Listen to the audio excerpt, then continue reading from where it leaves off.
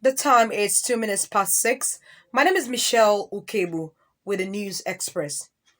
Court fines Attorney General of the Federation 200,000 naira for delay in trial of Nnamdi Kanu's co-defendants.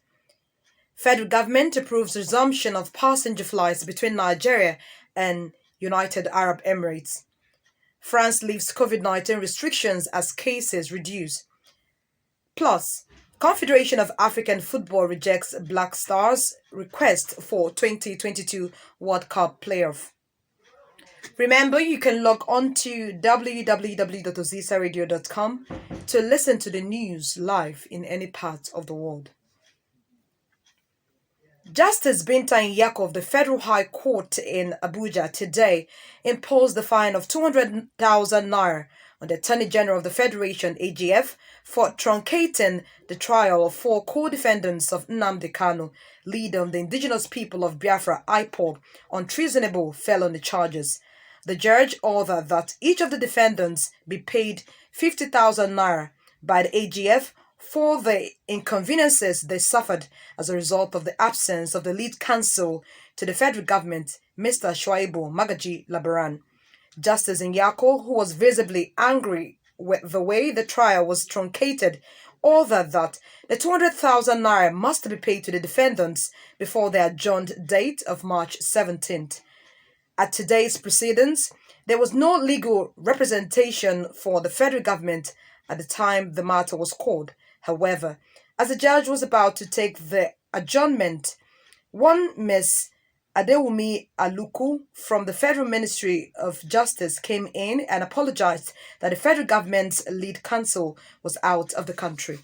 She announced that two witnesses were in court but would not want to proceed in the absence of the lead counsel and sought an adjournment.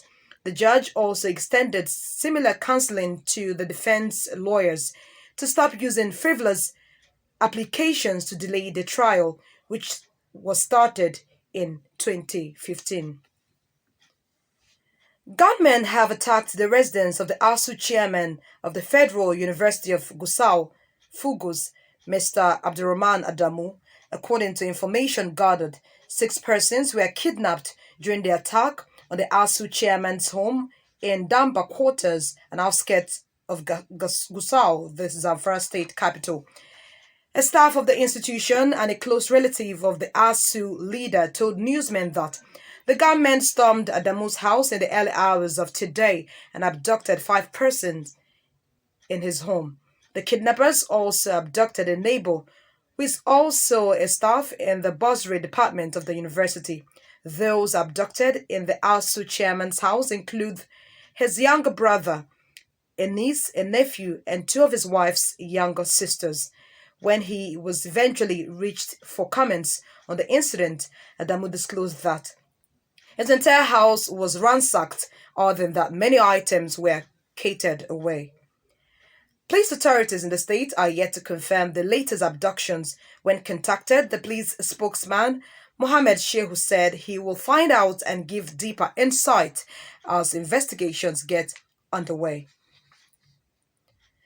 The Ogun Command of the Federal Road Safety Corps said today that 2 persons died in a tanker explosion on the Lagos-Ibadan Expressway. The sector commander of the FRSC, Mr. Ahmed Umar, told newsmen in Ota, Ogun State that the accident occurred in the early hours of today near CDK Company. Umar explained that the tanker, with no registration number and laden with premium motor spirit, was inbound Lagos-Ibadan Expressway when it exploded some few kilometers after the Shagamu interchange. The sector commander said 8 male adults, 3 vehicles, and a Baji motorcycle were involved in the unfortunate incident. Umar said that 2 persons died while 6 others came out unhurt from the accident. The FRSC boss blamed the accident on speeding on part of one of the truck drivers. He said that the inferno had been put off by firefighters and traffic has also been diverted to ease the free flow of traffic. Umar employed motorists to cooperate with the FRSC personnel and other sister agencies to reduce the time being spent in the gridlock. He further enjoined motorists to drive carefully and adhere strictly to traffic rules and regulations. And now to the business scene. The federal government has approved the resumption of scheduled passenger flights between Nigeria and the United Arab Emirates, UAE.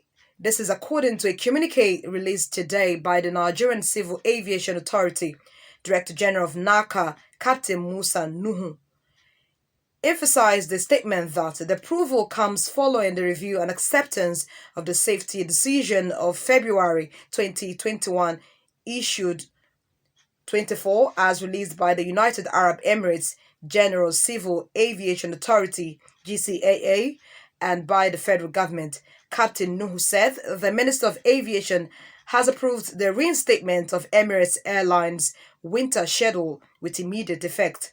He added that all parties have been informed accordingly.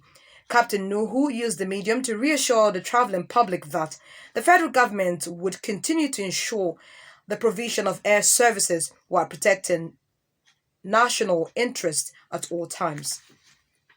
In foreign news, France today loosened several of the restrictions imposed to curb the latest COVID surge, with authorities hoping a recent decline in daily cases will soon ease pressure on overburdened hospitals. The move has divided experts after authorities reported record coronavirus infections just last month, with critics accusing the government of making a hasty bet on a return to normalcy. But President Emmanuel Macron is betting that widespread vaccination will curb the pandemic, with proof of inoculation now required for health pass used to access everything from bars and restaurants to cinemas and long-distance public transport. The government says more than 90% of adults are vaccinated, and booster shots or proof of recovery from COVID will be required to retain the new health pass, as a recent negative test result is no longer accepted. From today, wearing masks outdoors will no longer be mandatory, and audience capacity limits have been lifted for theaters, concerts, sporting matches, and other events. Finally, from the sports scene, the Confederation of African Football (CAF) has rejected the request from the Ghana Football Association (GFA) to name a new venue for their 2022 FIFA World Cup playoff against Nigeria next month. The GFA is seeking to move the first leg of the tie from the Cape Coast Stadium to the Baba Yara Stadium, Kumasi. The Cape Coast Stadium is built to host the country's Independence Day celebration on March 6th. CAF has turned down the request, stating that it fell outside the time allowed for such. And that ends the news. On behalf of the news editor, Chinenye, and the production team, my name is Michelle Ukebu. Good evening.